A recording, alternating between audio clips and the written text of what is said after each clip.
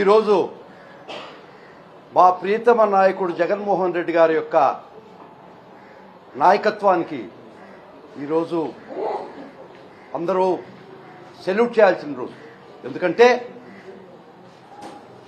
మా పార్టీ అధ్యక్షుడు గౌరవనీయులు జగన్మోహన్ రెడ్డి గారు తన కార్యకర్తల్ని నాయకుల్ని ఏ విధంగా కాపాడుకుంటాడు అనే దానికి ఈరోజు నిదర్శనం.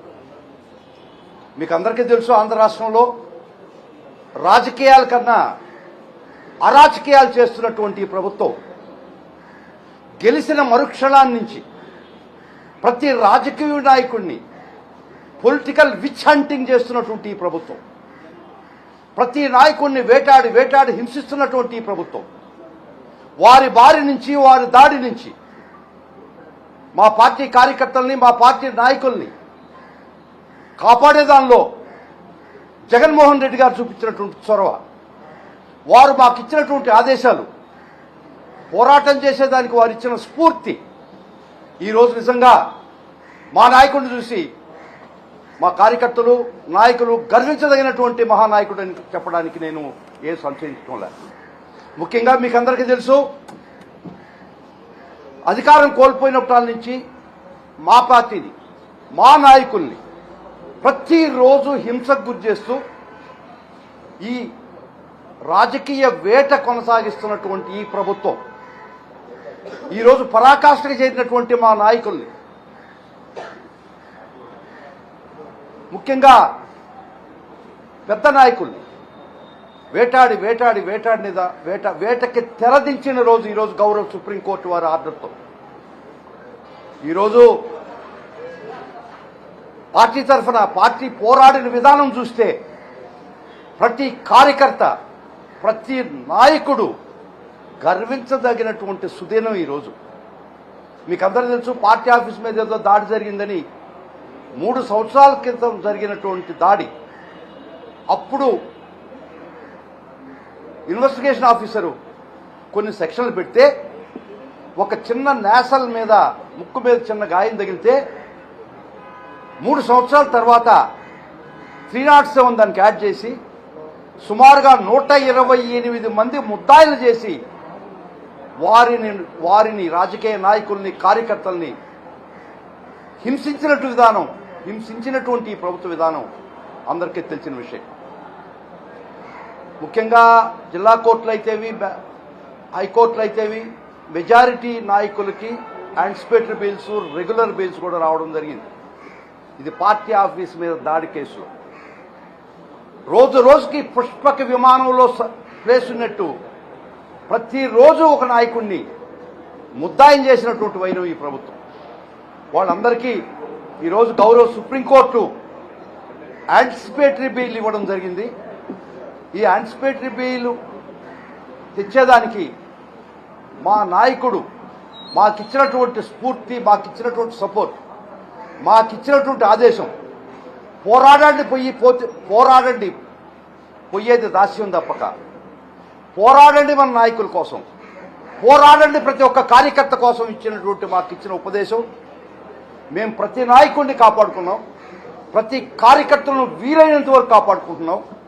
ఏ కార్యకర్త కూడా భయపడాల్సిన అవసరం లేదు, ఏ నాయకుడు కూడా భయపడాల్సిన అవసరం లేదు.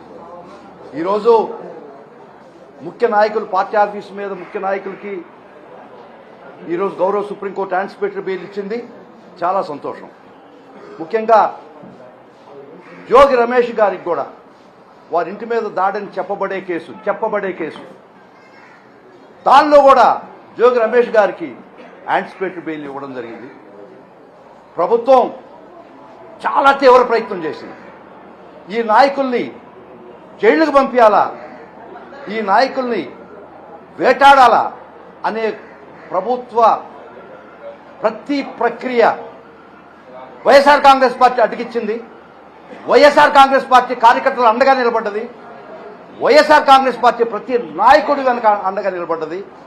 ఇదంత కారణం మా ప్రియతమ నాయకుడు జగన్మోహన్ రెడ్డి గారు తీసుకున్నటువంటి చొరవ. కాబట్టి చాలా చాలా సంతోషం. ఈరోజు వాళ్ళకి ప్రస్తుతానికి వాళ్ళు జరిపినటువంటి దాడులు వేటలు ఈరోజు గౌరవ సుప్రీంకోర్టు వారు తెరదించి ఈరోజు మాకు యాంటిసిపేటరీ బెయిల్ ఇవ్వడం జరిగింది. ఏదో విన్నాను, ఏదో కొన్ని ఛానల్స్లో బెయిల్ ఏ నిమిషంలో అయినా క్యాన్సిల్ చేయొచ్చు, ఇది బెయిల్ కాదని ఏదో ప్రచారం చేస్తున్నట్టున్నారు. అనిలెబ్బా వాళ్ళు సునకారావులని ఉంటారు కొంతమంది, వాళ్ళు కొంత సునకానందం పొందుతారు, పొందనివ్వండి. ప్రతి బెయిల్ కూడా కండిషన్ వైలేట్ చేస్తే క్యాన్సిలేషన్ పోవచ్చు. అది దీనికే కాదు, ప్రతి యాంటిసిపేటరీ బెయిల్కి ఉండే అది ఫాలో అయ్యే కండిషన్స్. కాబట్టి పూర్తి స్వేచ్ఛ. ఎప్పుడైనా ఇన్వెస్టిగేషన్ ఏజెన్సీ మమ్మల్ని రమ్మని పిలిస్తే, మా నాయకులు రమ్మని పిలిస్తే ఖచ్చితంగా అటెండ్ అవుతారు. వాళ్ళకు తెలిసిన విషయం వాళ్ళు చెప్తారు. గతంలో కూడా మా నాయకులు పోలీసు వారు ఎప్పుడు పిలిచినా కూడా ఇన్వెస్టిగేషన్కి పోయినారు. ఇన్వెస్టిగేషన్ వాళ్ళకి తెలిసిన విషయాలు ఇన్వెస్టిగేషన్ ఆఫీస్కి చెప్పడం జరిగింది. అంటే పిలిస్తే పోతాం, నోటీస్ ద్వారా పిలిస్తే ఎప్పుడైనా పోతాం. సర్వశక్తులా మాకు తెలిసినటువంటి విషయాలు ఇన్వెస్టిగేషన్ కోఆపరేట్ చేస్తాం. కాబట్టి ప్రతి నాయకుడికి, ప్రతి కార్యకర్తకి చెప్తున్నా, వైఎస్ఆర్సీపీ కార్యకర్త, దుర్మార్గాలు ఎల్లకాలం జరగవు, కొనసాగనివ్వం. న్యాయస్థానాలు ఉన్నాయి, చట్టాలు ఉన్నాయి. దీనికి అతిక్రమిస్తే ఖచ్చితంగా కూడా ఏ ఉద్యోగి కూడా, ఏ ఆఫీసర్ కూడా చట్టాలను అతిక్రమించి ఈ విధంగా వేటాడితే ఖచ్చితంగా న్యాయ పోరాటం చేస్తాం. ఆ తప్పు చేసినటువంటి ప్రతి ఒక్క చట్టపరంగా తప్పు చేసినటువంటి ఏ ఉద్యోగికి కూడా చట్టరీత్యా చర్యలు తీసుకోవడం ఖచ్చితంగా జరుగుతుంది న్యాయస్థానాల ద్వారా. ఓకే, ముఖ్యంగా ఈరోజు జరిగినటువంటి పరిణామం గౌరవ సుప్రీంకోర్టులో, అది మా నాయకులకి రక్షణ కల్పించిన సుప్రీంకోర్టు, మా నాయకులకి న్యాయం జరిగింది. ఈరోజు ఇన్ని రోజులు ప్రభుత్వం వారు అధికారంలోకి వచ్చిన తర్వాత ప్రతి నాయకుడిని చాలా దుర్మార్గంగా వేటాడారు. వైఎస్ఆర్ కాంగ్రెస్ పార్టీ తిరుగు పోరాడింది, న్యాయస్థానాల్లో పోరాడింది, న్యాయం దక్కించుకుందని చెప్పేదానికి గర్వపడుతున్నా. దీనికి అంతటికీ మమ్మల్ని నడిపినటువంటి మా ప్రియతమ నాయకుడు యొక్క కృషి, పట్టుదల, వారి యొక్క ఆదరాభిమానాలు నాయకుల మీద, కార్యకర్తల మీద ఈరోజు ఒక నిదర్శనంగా నిలబడింది.